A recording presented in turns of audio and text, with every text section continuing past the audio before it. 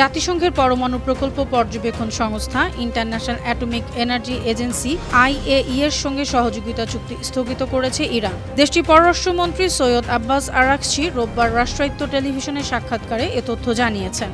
Iran 1968 সালে IAEA এর সঙ্গে নন প্রফেশনাল অ্যাক্ট NPT চুক্তি করে। তখন ইরানের রাজা রেজা পাহলভি দেশটির রাষ্ট্র ও সরকার প্রধান ছিলেন। এই চুক্তির মাধ্যমে ইরান প্রতিশ্রুতি দিয়েছিল তারা কখনো পরমাণু অস্ত্র তৈরি করবে না, IAEA কে সহযোগিতা করবে।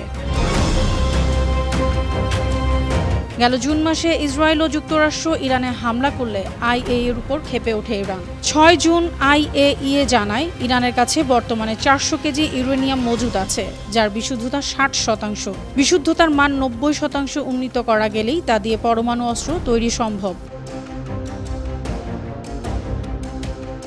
IAEA এর ওই বিবৃতির এক সপ্তাহ পরই 12 জুন রাতে ইসরায়েল ইরানে বিমান অভিযান দ্য রাইজিং লায়ন শুরু করে।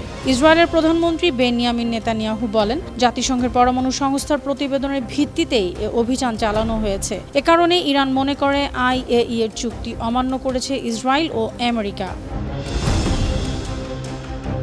12 দিনব্যাপী সংঘাতে ইরানের সেনা প্রধান, সামরিক বাহিনীর উচ্চপদস্থ কর্মকর্তা সহ 12 জন জ্যেষ্ঠ পরমাণু বিজ্ঞানী নিহত হন।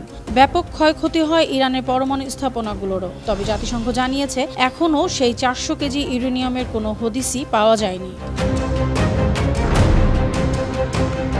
সংঘাত শেষে IAEA এর তেহরান সফরের আগ্রহ পাত্তাই দেয়নি ইরান। সাফ জানিয়ে দেয় সংলাপ হতে পারে, কিন্তু পরমাণু স্থাপনা জাতিসংঘ পরিদর্শকদের দেখাবে না। এরপর সেপ্টেম্বরে ব্রিটেন, ফ্রান্স ও জার্মানির পররাষ্ট্রমন্ত্রীদের সঙ্গে বৈঠকে বসেন আব্বাস আরাকচি। সেখানেও মাথা নত করেননি তিনি। জাতিসংঘের প্রস্তাব প্রত্যাখ্যান করেন। পরে জাতিসংঘ ইরানের উপর নতুন নিষেধাজ্ঞা আরোপ করে। আন্তর্জাতিক ডেস্ক, বানু টিভি।